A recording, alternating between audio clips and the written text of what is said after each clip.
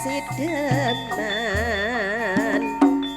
mesti kasembadan.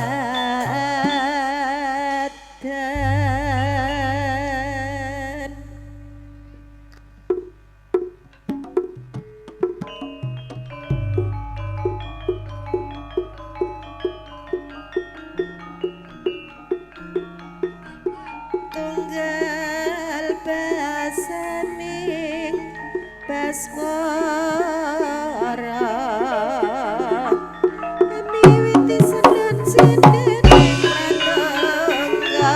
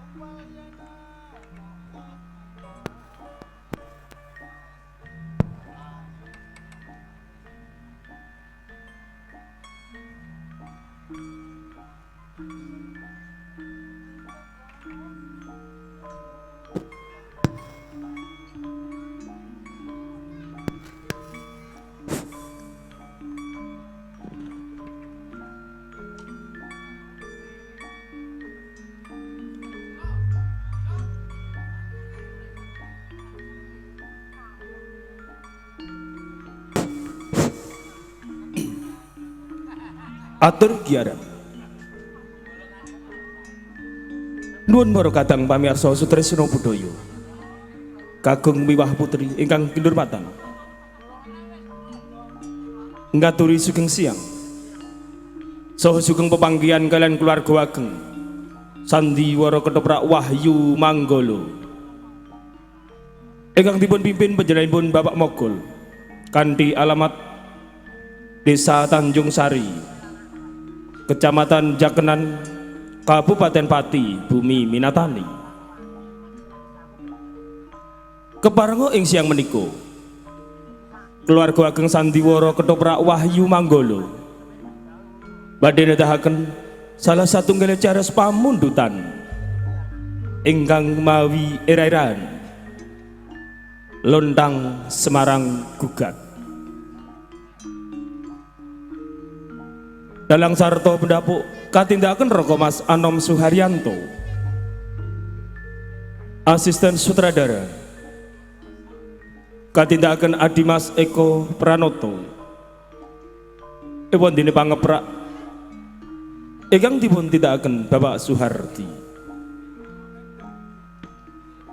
Saderenge pagelaran kita kawiwitan badhe kula aturaken para paraga ingkang maragani cariyos ing siang menika. Kelir sepisan gambaraken wonten ing Semarang. Lontang ing siang menika kaparagani Raka Mas Judek Prakoso, Wibisana kaparagani Adimas Kipli Santoso, Besawa kaparagani Adimas Taji Asmoro, wondene para murid katindakan seniman Bagus Wahyu Manggala. Kelir salajengipun gambaraken wonten ing Bintoro Demak. Sultan Patah kaparagani Adimas Abi Rojali, garwa Prameswari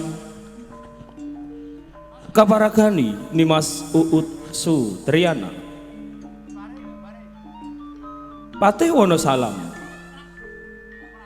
kaparagani Adimas Eko Pranoto, Sunan Bonang kaparagani Raka Mas Bagus Suyanto, wondene Sunan Kalijogo kaparagani Raka Mas Anom Suharyanto. Prajurit katindakan seniman Bagus Wahyu Manggala. Kelir salajipun gambaraken wonten Panti Kudus. Sonan Kudus Jabar Soti. Kabaragani Ragawasahan di Prasetyo. Ratu Dwarawati. Kabaragani Nimas Menikwi Diawati. Ki Ageng Griping. Kabaragani Adimas Abdul Sutopo. Wali Handoko. Kabaragani Adimas Bagong Sutresno. Ewon dene Melati Sari. Kabaragani Nimas Diah Maharani. Kelir salajipun gambaraken wonten ing Desa Tingkir. Ki Ageng Kebo Kanigoro. Kabaragani Bapak Begek Ariwarsito. Nyai Tingkir. Kabaragani Mbak Ayu Sri Poncowati. Merang Sari. Kabaragani Nimas Tata Wulandari. Ewon dene Kebo Kenongo. Kabaragani Adimas Beguk Wilianto. Repat utawi dagelan ingkang badhe nglipur manah panjenengan sami. Panjenengan badhe dipun lipur trio pelawak Wahyu Manggolo katindakaken Cak Sendor, Adimas Rokim sarta Bapak Mogol. Ewon dene emban katindakaken Siciup Arum Somplak Kabiantu Siswak Indah Kalola. Megah mekaten para kadang pamirsa sutresna budaya. Para paraga ingkang managani cariyos ing siang menika. Kita sagotrah saking keluarga ageng paguyuban Ketoprak Wahyu Manggolo. Namung ngaturaken sugeng lenggah, sugeng hamirsani ngantos titi paripurnanipun pagelaran. Usana sugeng hamirsani. Nuwun, nuwun, nuwun.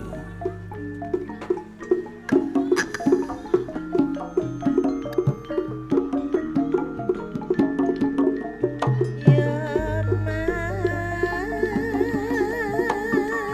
Kenes Kami lima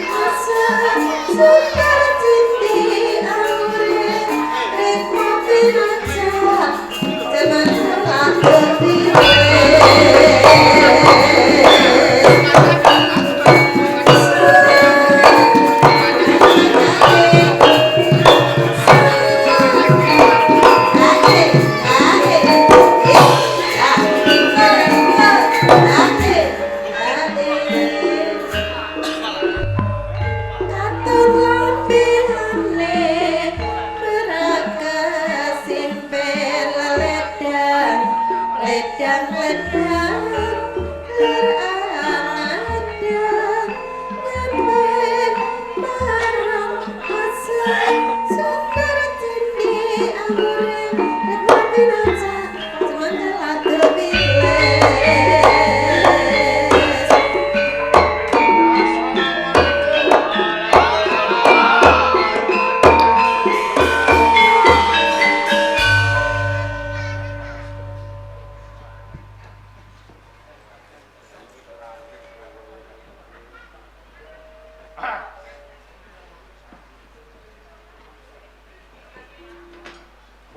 Wibisana Wisawa lan kabeh para murid ing Semarang ora pilih siji antarané loro. Senajan to kowe lan aku iki wis ngrasuk agama Islam, nanging kowe aja nganti lali amun kowe lan aku iki uga kalebu perangane wong Jawa. Mula jeneng wong Jawa iki aja nganti lali jawane. Mergo nek wong Jawa lali jawane terus dadi apa, Cak? Jawa. Mula kanthi kuwi rening kowe-kowe kabeh wis padha nglumpuk, iki bakal tak bagekke nganggo panem lomo utawa gending. Ngiras pantes kowe lan aku iki nguri-nguri kabudayan Jawa. Aja nganti kabudayan Jawa iki kagiles marang kabudayane wong-wong manca negara. Kaya ngono to? Nggih. Nah, dirungokno ya. Nggih.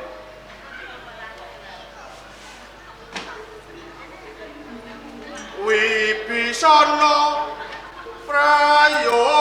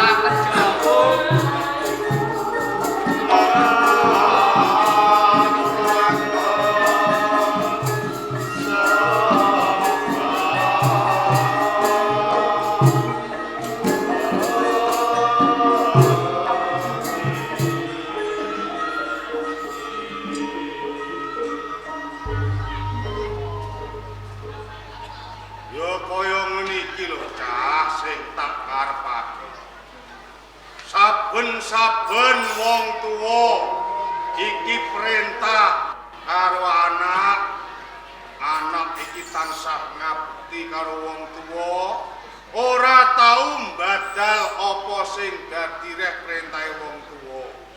Iki kaya-kaya wong tuwa iki wis manggon ning swarga tak kandhani. Mergo ngene, swargane wong tuwa iki ora teges anak kudu munjung karo wong tuwa sego sing pulen, lawuh sing mirasa iwak bandeng sing mlanggang iki ora. Nanging swargane wong tuwa iki saben-saben ana anak iki tansah mituhu apa sing dadi dawuhe wong tuwa. Iki kaya-kaya wong tuwa iki wis manggon ning neraka, ning swarga. Mula kanthi kuwi ya, Cah, tak jaluk kanthi banget.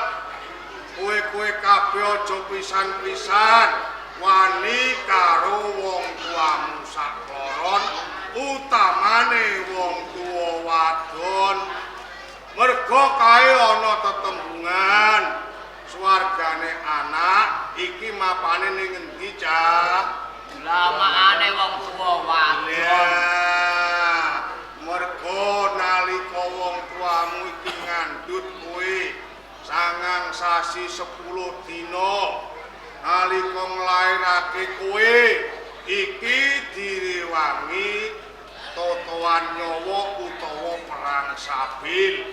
Nah, nalika kowe lair cenger ning jagating pepadang, saben dina wong tuamu rumati karo kowe, nyusoni karo kowe, ndulang karo kowe. Sepira to rekasane wong tuwa nalika gedhekake kowe. Lah, bareng kowe wis dewasa kok nganti wani karo wong tuwa, iki bakal cilaka uripmu. Ora bakal entuk kanugrahane Gusti Allah Subhanahu wa taala. Apa meneh kok swarga ambune iku lho ora bakal ngerti kowe nek wani karo wong tuwa wadon. Di ngoten niku mboten parah. Iya.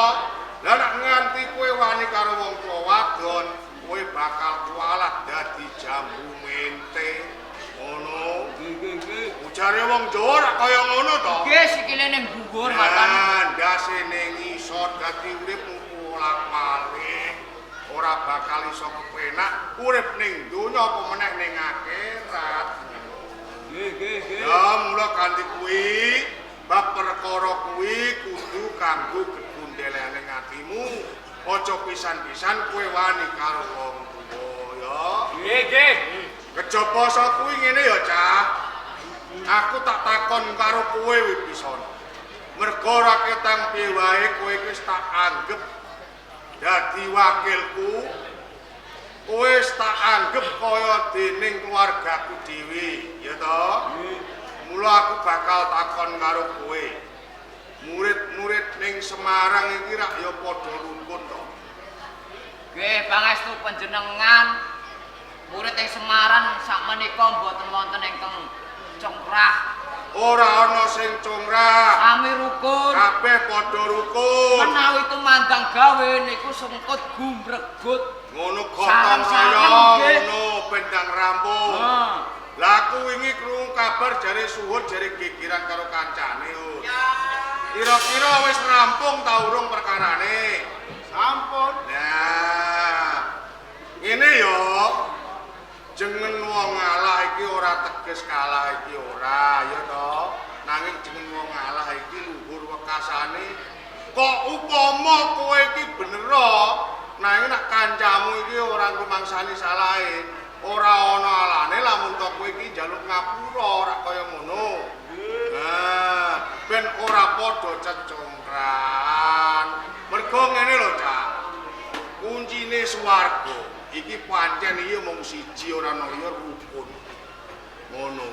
Nek kowe iki rukun karo tanggane, rukun karo sepadane, insyaallah kowe bakal munggah ana ing swarga.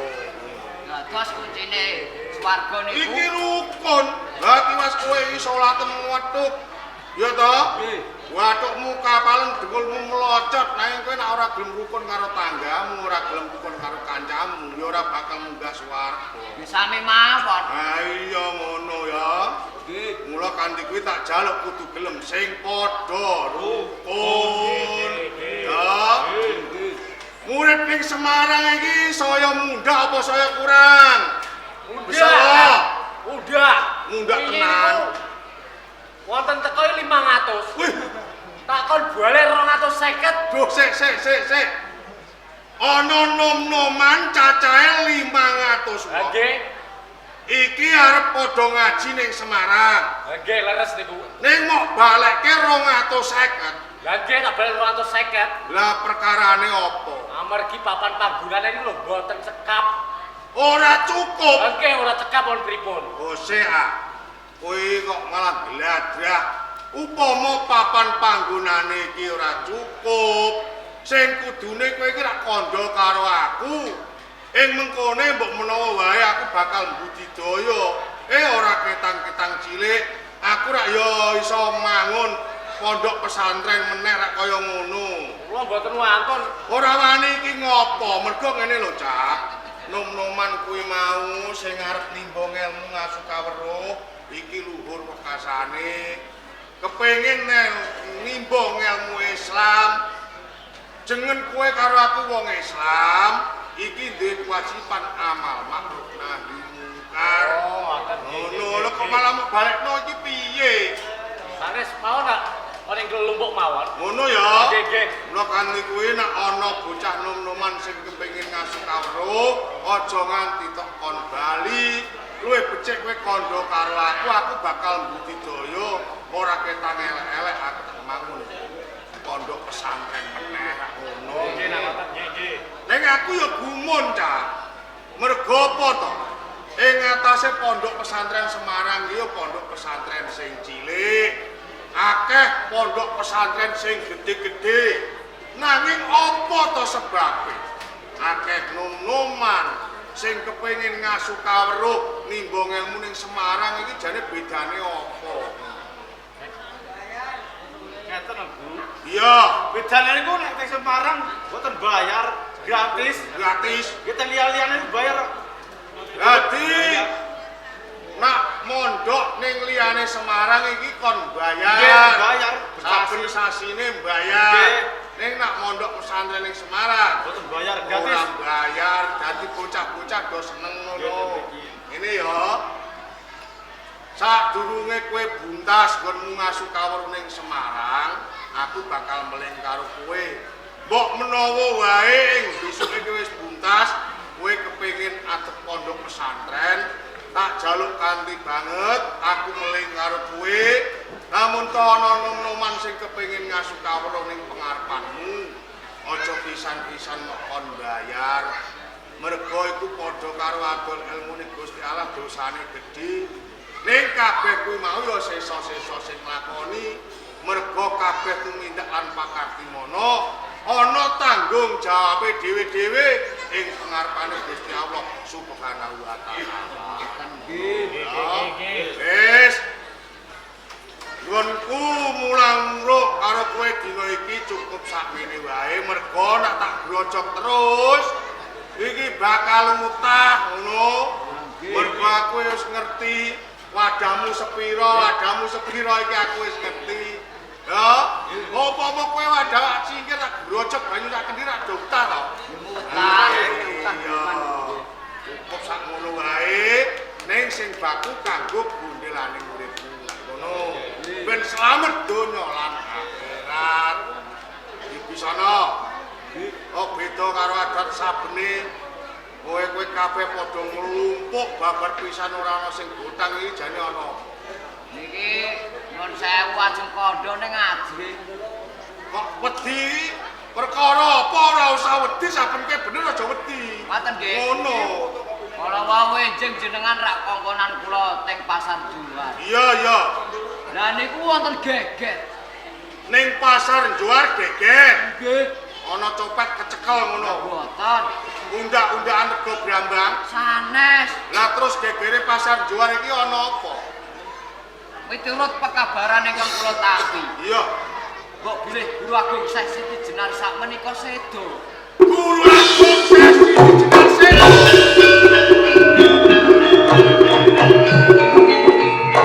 Iki sono. Kowe iki nak matur aja waton matur, ning Madura keng mawa watonan. Apa sebabnya aku bisa kandha kaya ngono? Mergo 3 dina sing kepungkur mentas wae aku sowan ana ing Rendasawa, ana ngersane Guru Agung Syekh Siti Jenar. Nalika semono kahanane iki ya Bagas Waras ora nandhang lelara. Lah niku rak 3 dinten kapungkur. Iya.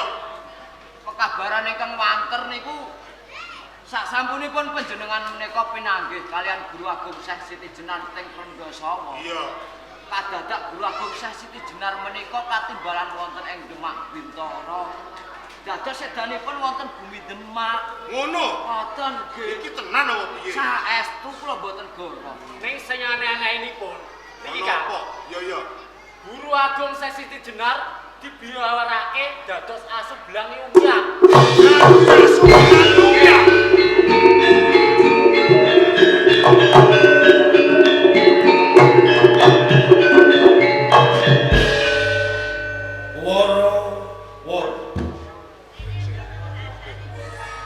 Woro-woro iki saka Kasultanan Bintara Demak. Sing dipandhegani Sunan Bonang. Woro-woro iki ditujuake kabeh kaum ana ing Kasultanan Bintara Demak. Utamane Semarang lan sak Kiwa Tengen. Ewan ini isi woro-woro. Yen to Guru Agung Syekh Siti Jenar mati ana ing leladan Demak Imo. Ngroko sing Saknalika jisimi dadi asu yang benyang. Asu yang benyang cukup.